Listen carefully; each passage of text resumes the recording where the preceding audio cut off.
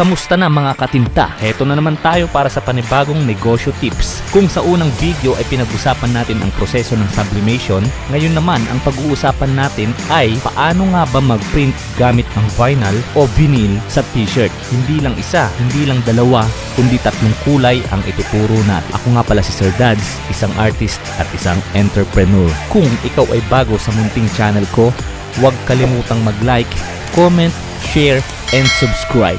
Kaya wag na nating patagalin. Intro, pasok!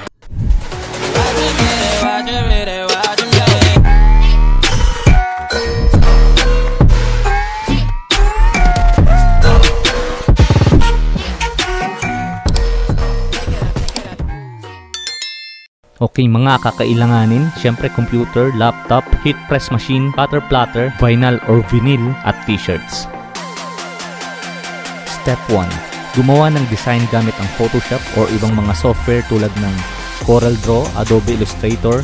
Kung saan kayo gamay, kung saan kayo komportable, syempre dun tayo.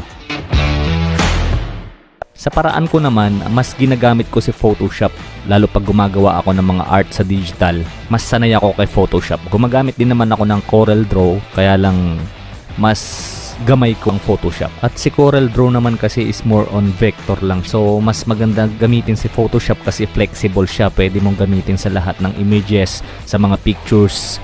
Ayan ang nagagawa ng Photoshop, kaya yan ang laging gamit ko.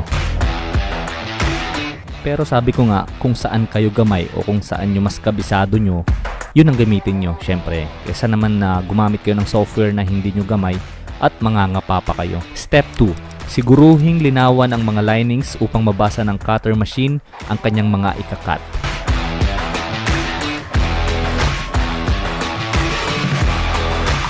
Sa part naman na to, kailangan nating i-double check yung mga linings para mabasa ng cutter plotter. Kasi kapag hindi malinaw, hindi na babasa ng cutter plotter natin yung linings niya. So hindi niya makakat.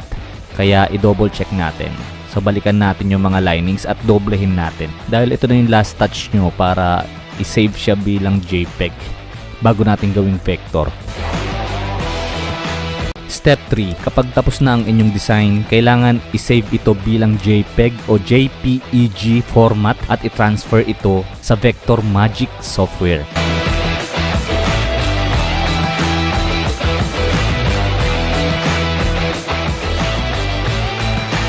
Ano nga ba ang Vector Magic? Ang Vector Magic lang naman yung pinaka easiest way para maging vector ang isang image o isang picture na sinave mo mula sa Photoshop o yung design mo.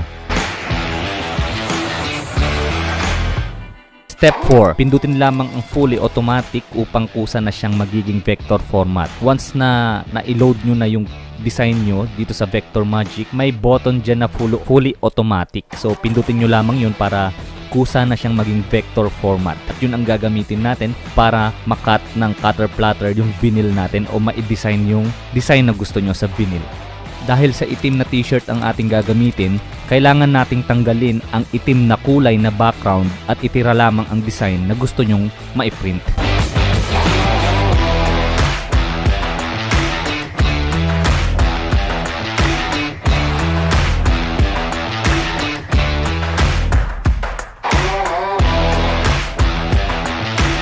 Step 6. I-transfer ang design na tapos na sa ating software na Sign Master upang magamit ang ating cutting machine o plotter.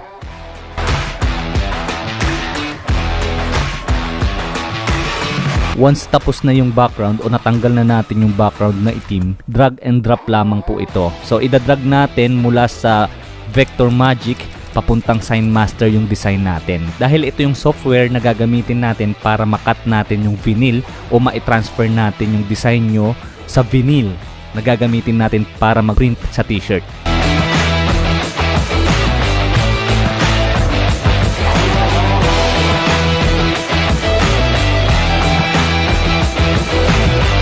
Step 8. Kunin ang tamang sukat at kapag tapos na, paghiwa-hiwalayin ang mga kulay sa pamamagitan ng right-click ng mouse, Object and Display Tools, select by Colors. Paalala, huwag kalimutang i-group ang mga naihiwalay na kulay upang hindi ito ma-disalign.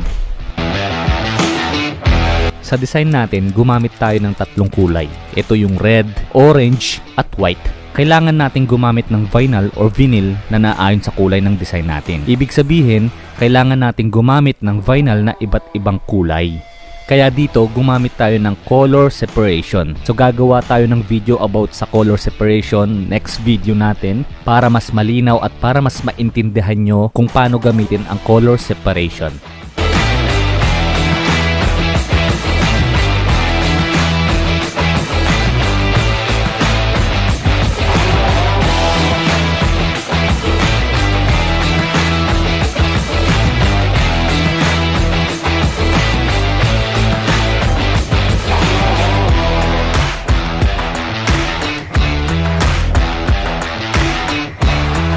Step 9. Umpisahan ng pag-cut out ng design pagkatapos paghiwa-hiwalayin ng mga kulay. Importanteng paalala, siguraduhin nakabaliktad o naka-mirror image bago mag-proceed sa pag-cut. Lagi nyong i-double check na dapat laging naka-mirror image bago natin i-cut yung design natin dahil ipiprint natin ito ng nakataob, at lagi nyong i-check kung anong cutter platter ang gamit natin. Katulad ko, ang gamit ko is Kuyi MK630 cutter platter, and then saka tayo mag-proceed para mag-cut.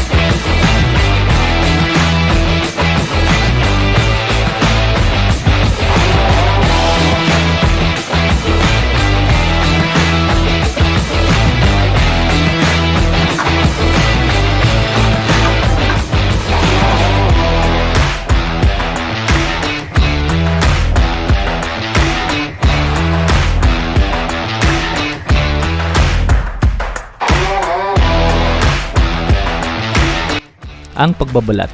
Lagi po nating umpisahan sa labas upang masiguradong tama ang pagbalat ng vinyl o vinyl. Maging maingat lamang sa pagbabalat ng vinyl dahil baka matamaan ang dapat na matira na design. Importanteng nakataob ang vinyl bago nyo ito balatan. Maging maingat sa paggamit ng cutter knife o weeding hook. Dahil tatlong kulay ang ginamit nating vinyl, so ibig sabihin tatlong kulay din ang babalatan natin.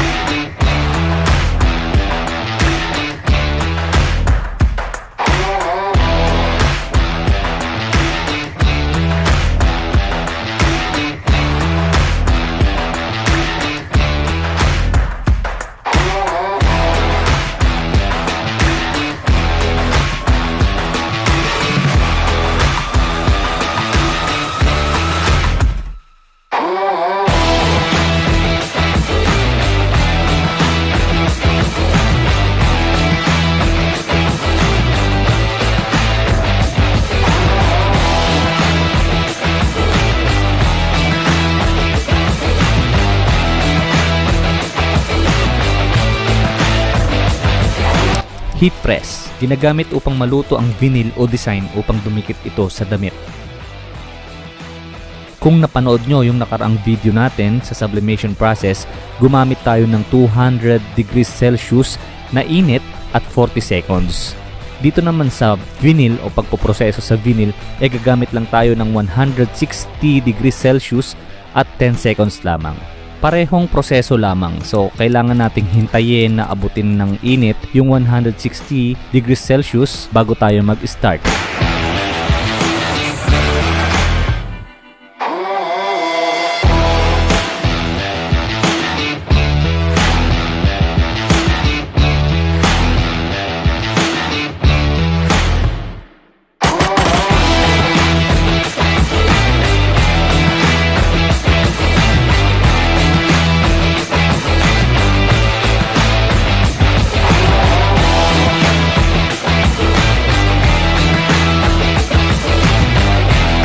Kapag naisalang na ang damit, kailangan muna nating painitin o i-press ng 5 seconds para matanggal ang moist o kulubot ng kung anong meron man sa damit at tiyaking walang alikabok at dumi ang t-shirt bago lutuin ang design.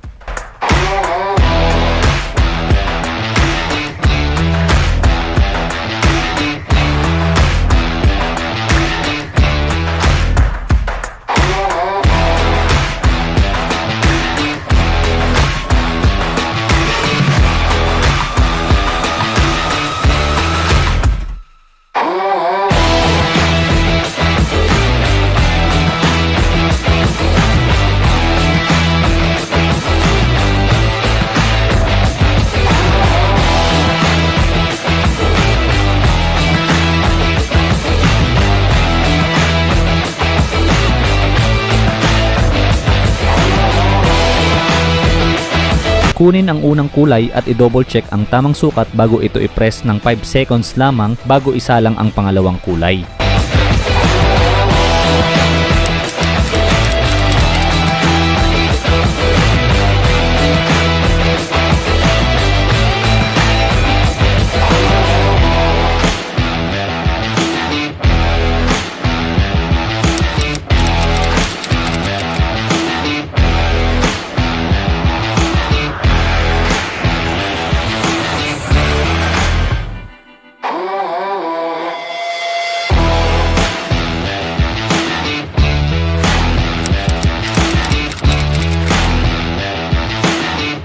Paalala, tiyakin na malamig na ang vinyl para sa cold peel bago ito balatan at para maiwasan na rin ang inyong pagkapaso.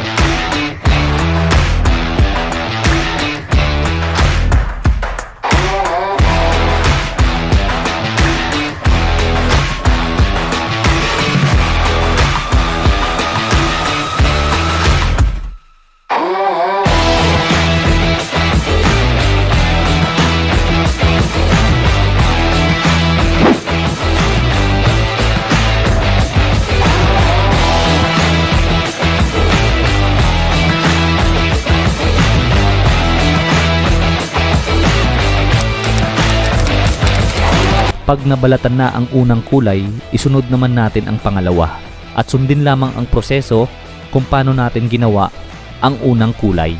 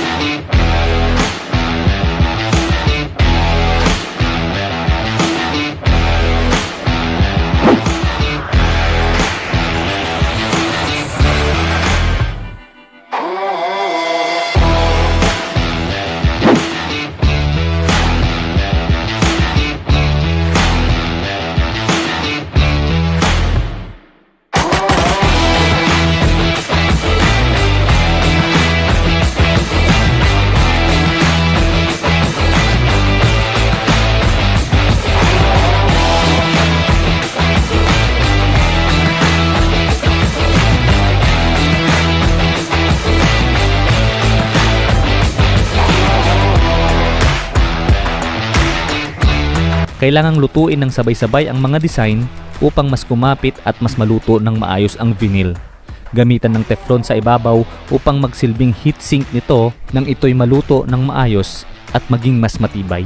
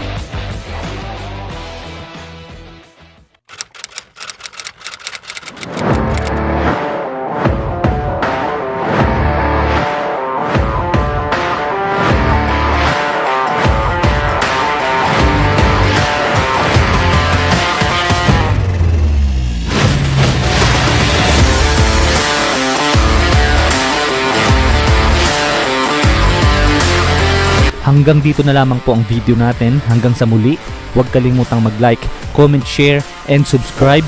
Pindutin mo na rin ang notification bell button para konektado ka. Peace out!